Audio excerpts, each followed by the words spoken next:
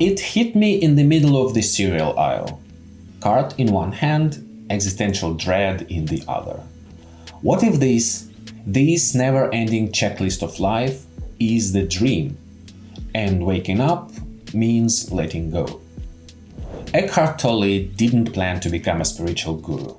He just hit rock bottom so hard that his ego shattered, and something else emerged. Quiet, still, a kind of presence. He calls it the power of now. And no, it's not a productivity hack. It's more like realizing you've been trying to win a race on a treadmill. Imagine carrying a backpack. Except it's not filled with gear. It's filled with memories, regrets, anxieties. Every step you take, heavier. Now imagine dropping it. That's what presence feels like. Not euphoric, not dramatic, just lighter. Like you finally exhaled after a decade-long inhale. The ego hates that, because your ego feeds on problems. It doesn't want peace, it wants drama. It's a reality TV producer in your head. So it drags you into the past. Why did she say that? And into the future. What if I fail? Anywhere but now. But now, this breath, this blink, this sound is the only place life actually happens. Everything else is memory or imagination. The problem? We are addicted to thinking. Like a phone that won't stop buzzing, even though no one's calling. Tolle says you are not your mind. At first that sounds insane, but think about it. If you can observe your thoughts, who is doing the observing? That's you, the real you. Not the panicked voice in your head, but the silence beneath it. And the moment you glimpse that silence, even once, it changes everything. Like seeing stars in the city for the first time. You can't unsee it.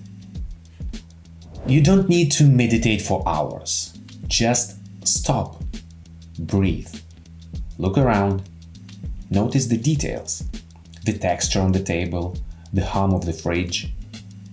Suddenly you are here. Not chasing the next thing, not replaying old arguments, just being. Like a cat in a sunbeam. No agenda, just present. Sounds easy. It's not. The mind will fight back. This is boring. You are wasting time. That's the ego, terrified of losing control. But stay with it, even for 10 seconds. That gap between thoughts, that's the door. That's freedom. Pain? Most of it is optional. Not because bad things don't happen, but because we relive them 1,000 times in our heads. The past is a story. The future is a fantasy. All we ever truly have is now. And now. And now. Tolle isn't trying to give you answers. He's pointing at something you already know but forgot. Like your keys in your hand while you are frantically looking for them.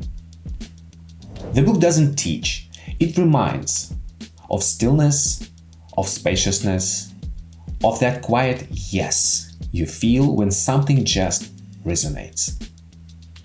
Sometimes he quotes Jesus, sometimes Buddha, but not to convert you, just to show truth wears many costumes, but it's always the same voice.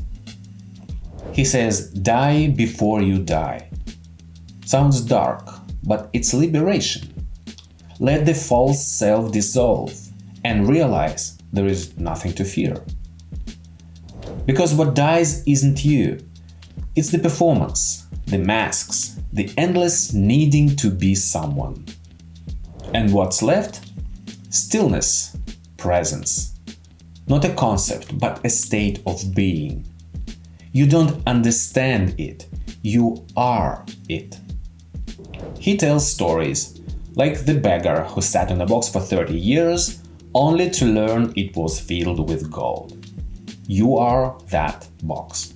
What you are searching for out there is already here, but you've been looking with the wrong eyes. So how do you live this? Not by trying, not by noticing. The breath, the pause, the space between two thoughts. And when life gets loud, when you spiral into worry, return. Not with effort, with awareness. That's all it takes. The moment you see the thought, you are not in it anymore. Like stepping out of a movie and realizing you were crying over a script. Even pain changes. When you stop resisting it, it softens. Like a fist slowly unclenching. Surrender doesn't mean giving up. It means letting go of the fight against what already is. And in that surrender, there is peace. Not the Instagram kind, the real kind. The kind that hums quietly even when shit hits the fan. Tolle isn't promising a perfect life. He's offering something better, a true one. One where you show up. You don't have to renounce your job, your kids, or your ambitions. Just the noise inside your head that tells you you're not enough. Because the truth, you were never broken, just distracted. So the next time your mind starts running, stop, look, listen. The moment is whispering, and if you are quiet enough, it will tell you everything you've been trying to Google. The Power of Now isn't a book, it's just another mirror. It shows you that the peace you crave is already in your pocket. You just need to sit still long enough to notice the weight of it. Alpha Brief. No fluff, just truth. Right now.